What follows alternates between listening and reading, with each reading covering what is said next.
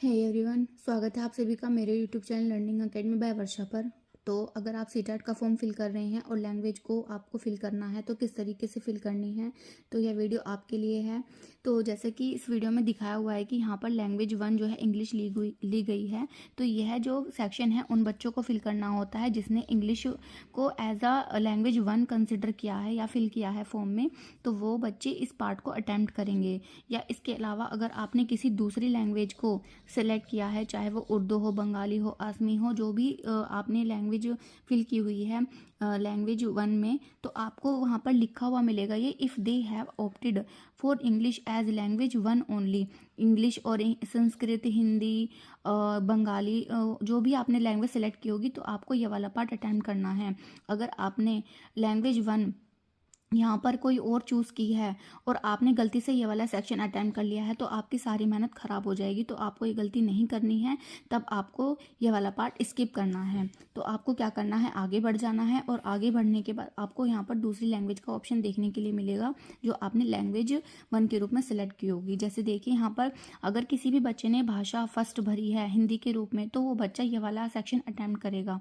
तो यहाँ पर भी देखिए यहाँ पर आपको मिलेगा कि प्रश्नों के उत्तर केवल तभी दे यदि उन्होंने भाषा फर्स्ट का विकल्प हिंदी चुना हो। तो अगर आपने हिंदी भाषा को पहली भाषा के रूप में चुना है तब आपको ये वाला सेक्शन अटेम्प्ट करना है।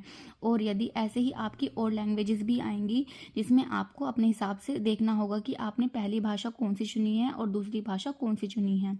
ठीक है।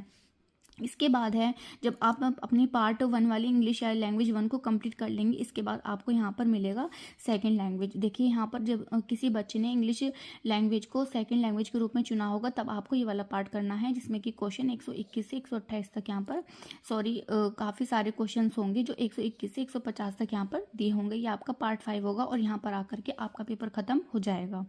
तो यहाँ पर आपको ध्यान रखना है, अगर आपकी जो इंग्लिश अगर आपने जो भी लैंग्वेज सेलेक्ट की होगी, अगर आपने इंग्लिश को लैंग्वेज 1 सेलेक्ट किया है तो आपको पहले ऊपर पढ़ना होगा, वहाँ पर इस तरीके से लिखा हुआ आपको मिलेगा तो ही आपको वो करना है। अगर आपने हिंदी को लैंग्वेज 1 सेलेक्ट किया है तो आपको तब आगे पहले वाला इंग्लिश का पार्ट छोड़ करके वो अटैम्प्ट करना होगा और उसके बाद जो भी आपने हिंदी या इंग्लिश सेकंड लैंग्वेज के रूप में चूज़ की होगी उसे ही करना होगा और उसी के हिसाब से आपको अपनी ओएमआर शीट भी फिल करनी होगी।